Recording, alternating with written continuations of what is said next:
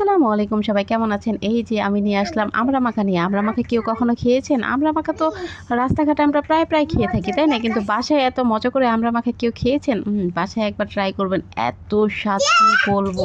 অনেক মজা হইছে। তো আমার ছেলে এখন বলতেছে, "আম্মু আমি আমড়া মাখা খাবো, আমড়া মাখা খাবো।" তো এখন ওর আব্বু বলতেছে যে, "একটু আমড়া মাখা করো, খাইলে অনেক মজা লাগবে।" আমি বলছি, "ঠিক আছে, ঠিক আছে। কোনো টেনশন করো না। আমি আমড়া মাখা নিয়ে আসছি। আর তুমি ১ মিনিট দাঁড়াও, আমি ৫ মিনিটের মধ্যে আমড়া মাখা নিয়ে চলে আসতেছি।" বলে, হ্যাঁ, ১ মিনিট দাঁড়াবো, ৫ মিনিটের মধ্যে হ্যাঁ আমড়া মাখা লয়ে আইবো। যাও, যাও, যাও, তোমার আমড়া মাখা লাগবো না। আমি রাস্তায় গিয়ে আমড়া মাখা কিইন্যা খামুনি। আমি কইছি, "কি দরকার তোমার রাস্তায় গিয়ে আমড়া মাখা কিইন্যা খাওয়া? আমি তো বানাই লয়ে আইতেছি, তাই না? তো তুমি এত টেনশন করো কেন? আমি বানায় আনলেই তো হয় তোমার লিগে, তাই না?" পরে বলল, "আচ্ছা ঠিক আছে, তুমি যাও বানায় নিয়ে আসো। আমি তারপর খাবনি আমড়া মাখা কেমন মজা হয় দেখবনি।" আমি বললাম, "ঠিক আছে, তুমি একটু ওয়েট করো না কেন? আমি আমড়া মাখা তো নিয়ে আসতেছি।" পরে বলতেছে, "হ্যাঁ, তুমি আমড়া মাখাইতে মাখাইতে আমার খাওয়ার ইচ্ছাটাই যাইব গা।" আমি বলি, "না, কোনোদিনও না।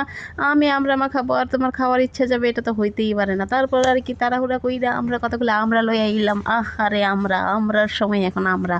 তারপর আর কি আমড়াগুলারে খুব ছুলে টুলে তারপর বললাম যে, "আমড়া মাখা করবো, একটু লেবু না দিলে ঘ্রাণ-ট্রাণ যদি না আসে তাহলে তো ভালো লাগবে না।" তাই আবার একটা লেবু কটকট করে কেটে ফেললাম। যাই হোক, লেবু কাটার পরে আমরা আবার আমড়াগুলিরে পিচ পিচ পিচ পিচ করে কাটতেছি। আচ্ছা যাই হোক, পিচ পিচ করে কাটার সময় আমার ছেলে বলতেছে, "আম্মু আমরা খাই?" আমি বলছি, "হ্যাঁ, খাইয়া ফেলো।" এর মধ্যে ও তো ২-৪টা আমরা এমনিই খেয়ে ফেলাইছে। আরে বাবা, আমরা যদি সব এমনি খেয়ে ফেলাস তাহলে আমি আবার ভর্তা করবো কি দিয়া? তোমার ভর্তা করা লাগবে না আম্মু, আমি এমনি খেতে পারি। আমি বলছি, "তুমি তো এমনি খেতে পারবে। তোমার আব্বু যে বললো আমরা মাখায় নিয়ে আসতে, বলছে ঠিক আছে যাও তাহলে আমরা মাখায় নিয়ে আসো।"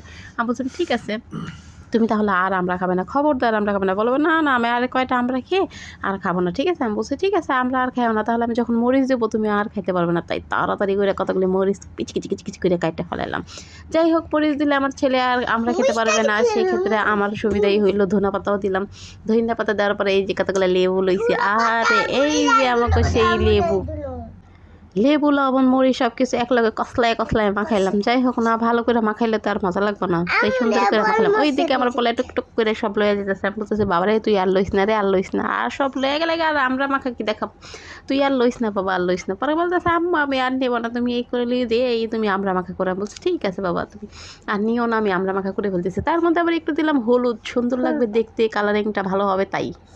আমরা মাখা করবো আর সরিষার তেল দেবো না, এটা কি কোনোদিন সম্ভব? তাই আমরা কতগুলো সরিষার তেল লইয়া এটারে খুব সুন্দর করে ঘুষি ঘুষি করে মাখাইতে শুরু করে দিলাম। আহা, সরিষার তেলের কি গ্রান আর লেবুর মাখা যে মজা, কি বলবো, অনেক মজা। কেউ কখনো এইভাবে আমরা মাখা খেয়েছেন কিনা জানাবেন। যেহেতু একটু লবণ কম হয়েছিল তাই আবার একটু লবণ দিয়ে দিলাম। যাই হোক, লবণটা দিয়ে আমরা আবার দিলাম একটা ডলা। যে ডলা দেওয়ার পরে আমি বলতেছি, যাই এখন একটু আমরা খেয়ে দেখি কেমন মজা হয়েছে। খেয়ে দেখলাম বাহ, অনেক মজা হয়েছে। তো আমি আমার ছেলের বাবারে বলছি, "কি গো, আমরা মাখা খাইবা নি? আমি সব শেষ করে ফেলাম।" কয়, "না না না, দাঁড়াও একটু দেখি, দেখতে তো সুন্দরই দেখা যেতেছে, একটু আমরা মাখা খাই।" বললাম, "নাও খাও, তুমিও খাও, আমিও খাই, সবাই খেয়ে সব শেষ করে ফেলি।" তারপর আর কি আমরা খাওয়া শুরু করে দিলাম।